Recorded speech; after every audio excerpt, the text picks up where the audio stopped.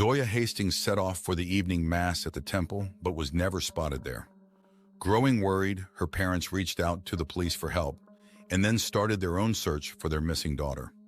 Detectives took on the case and soon uncovered alarming circumstances that led to the truth about what happened to Zoe.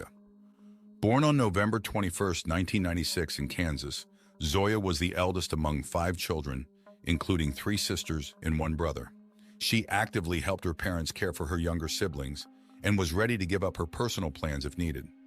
Her family, deeply religious, spent a lot of time in church events. After moving to Dallas, Zoe attended a high school with an arts program where she developed a passion for drawing and participated in school theater productions. In her free time from studies, she worked in a Dallas art studio and spent summers working as a lifeguard at the local pool. Zoe graduated with honors and had the chance to attend prestigious universities, but decided to postpone her education to dedicate time to serving in her church. In October 2015, as Zoe turned 18, she eagerly prepared for an upcoming pilgrimage with other members of her church community. She was particularly looking forward to a meeting on Sunday, October 11th, to discuss the trip plans. Intending to reach the church for Sunday prayer, Zoe took the family minivan, assuring her parents she would return by dinner, and left at 1641. The church was not far from their home, and she was expected to return around 1830. However, Zoe did not come home for dinner. Her worried parents sent her several messages but received no reply. After a while, they tried to contact her by phone, to no avail. Then they called her friends and acquaintances, hoping she might have stayed with someone after the service, but no one had seen Zoe that evening. Eventually deciding to check with the church, the parents faced an unexpected discovery. Zoe had never arrived. This heightened their anxiety, and they decided to contact the police. Such behavior was completely out of character for their responsible daughter, who always informed them of her whereabouts and never was late without prior notice. After calling 911 under unknown circumstances, law enforcement did not go to the parents to take a missing person report. Following this, the concerned family went to the local police station, where they filed an official statement and started their own search. Repeatedly walking the route from their home to the church and carefully checking the adjacent streets, they found no trace of Zoe. These efforts yielded no results until early morning. That's when the mother remembered about an iPhone location tracking app they had access to. It allowed them to determine that their daughter's phone was a few hundred meters away from the church building, by a stream on the opposite side of the road. Immediately heading to the specified location, they were shocked by the presence of numerous police cars, medical, and rescue services on the scene. Upon asking one of the officers for help in searching for their daughter, they learned about a recent car accident in the area. The police were alerted by a witness who was walking his dog nearby when a person approached him and reported the incident at the stream. Together, they headed to the accident site, where the witness found an injured girl in a pool of blood and called the police. The police quickly identified the unfortunate victim as Zoe Hastings. It took law enforcement officers only a moment to realize that the girl's death was not caused by a car accident. Zoe had become the victim of a crime. She was found on the ground, just a few steps from the family minivan, partially submerged in the waters of the stream. Abundant traces of blood were noticed around her body, and knife wounds were observed on her neck. Zoe's parents, trying to approach their daughter, were stopped by the police, who strongly advised them against viewing such a horrific scene. Observations by the officers regarding the state of Zoe's clothing, specifically her dress being pulled up and her underwear being lowered, led to the suspicion that the perpetrator might have committed sexual violence against her. The investigation of the crime scene provided detectives with key clues. All the doors of the minivan, except for the driver's door, were found locked, which could indicate that the perpetrator controlled the vehicle or approached Zoe at the scene. Near the water, under a bridge near an embankment, a knife with bloodstains was found, presumably the weapon used in the crime. Data from the victim's mobile phone allowed for a quick reconstruction of the events that evening. According to location information, Zoe was by the stream at 17:01, just 20 minutes after she left her home. The investigation's theory suggests that the girl's life was cut short within minutes after the recorded time. Search efforts revealed that prior to her disappearance, Zoe made a brief stop. She visited a retail outlet with a DVD rental service to return a movie. During the examination of the scene and the study of the circumstances, the investigative team planned to interrogate individuals who might have been witnesses during the time Zoya was in the vicinity of the specified location. Interacting with a wide range of people led to the identification of two key witnesses. One of them, Lester Clark, working in a nearby tattoo parlor, shared that he went out for cigarettes around 1645 and noticed a girl at the rental point. Sometime later, he witnessed her returning to the parking lot and approaching a white minivan. As she tried to open the door, a man approached her, took the initiative, exchanged a few words with her, after which she moved to the passenger seat and he took the driver's seat, and the vehicle left the parking lot. Lester confirmed that it was indeed Zoya in the photos shown to him.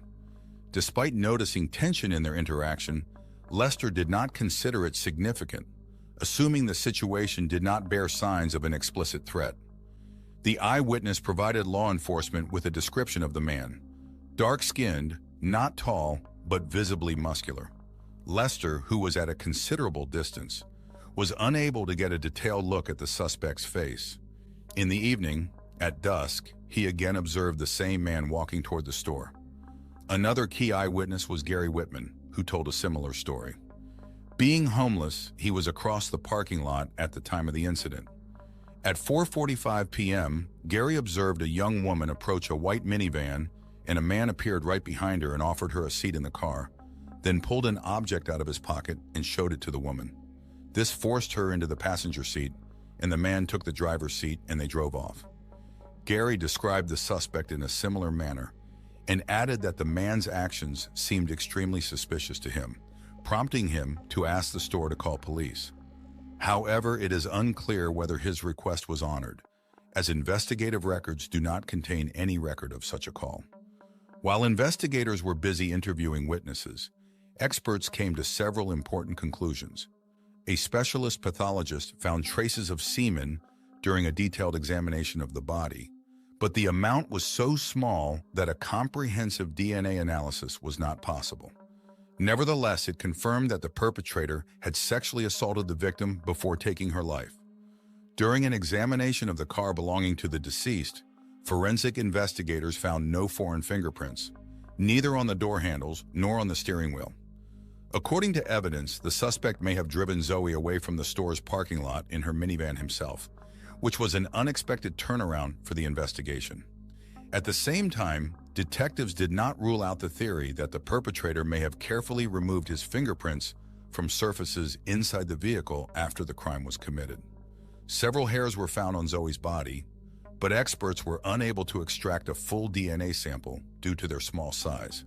However, when they examined a knife found near the crime scene, they got a breakthrough. A DNA sample was found on the blade, which was immediately uploaded to the FBI database.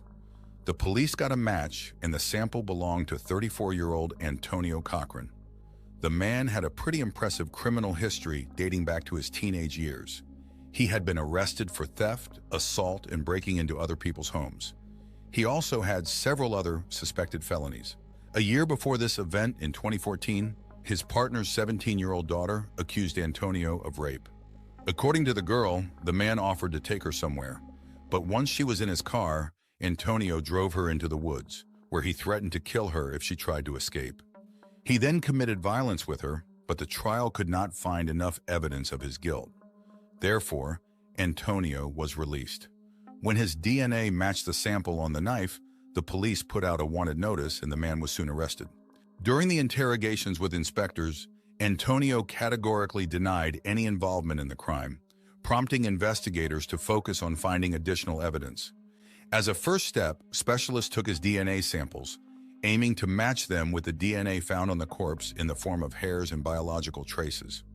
Since the amount of traces found was insufficient to obtain a complete genetic profile, experts used a method that allowed for an approximate match, ruling out a complete match with Antonio's DNA but not providing a definitive verdict.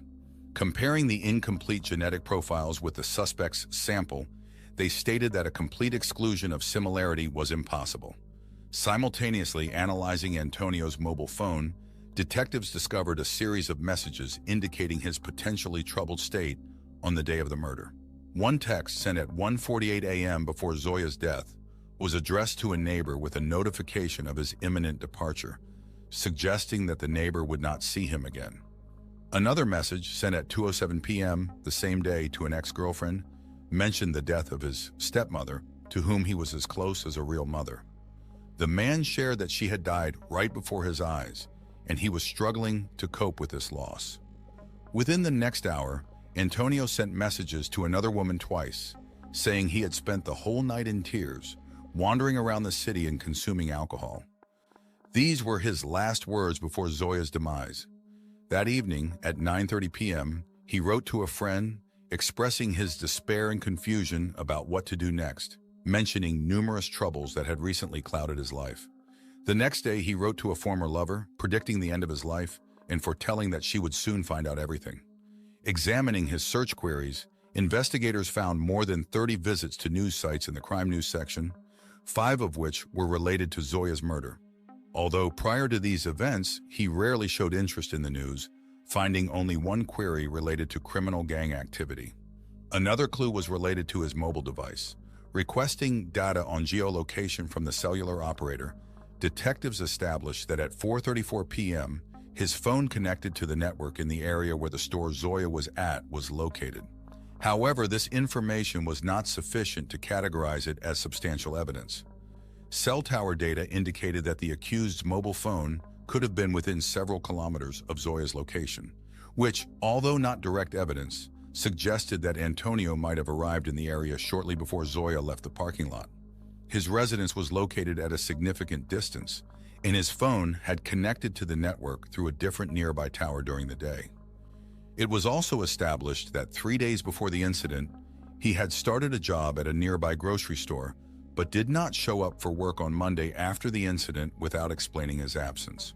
Although the police managed to build a comprehensive array of circumstantial evidence, the direct evidence of Antonio's guilt remained solely the DNA found on the knife handle, which in itself might have been insufficient for a conviction. The presence of DNA on an item does not irrefutably prove the commission of a murder. Antonio could have used the knife for other purposes, after which someone else used it as the murder weapon. The lack of additional evidence led the investigation to decide to move the case to court for further examination. According to the prosecution's version, the sequence of events unfolded as follows.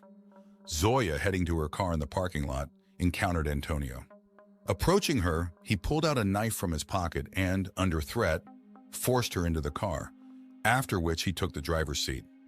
The prosecution referred to messages sent by the suspect before the crime, stating that he was going through difficult times due to the loss of a close person and alcohol consumption.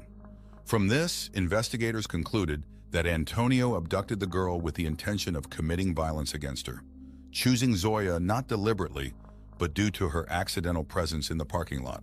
Then he drove her to a stream in a secluded area surrounded by trees, where it was impossible to observe the events. There, he forced the victim out of the car, committed violent acts against her, and inflicted 6 knife wounds to the neck area. Afterward, Antonio returned to the car and attempted to drown it in the stream, likely in an attempt to eliminate evidence inside the vehicle.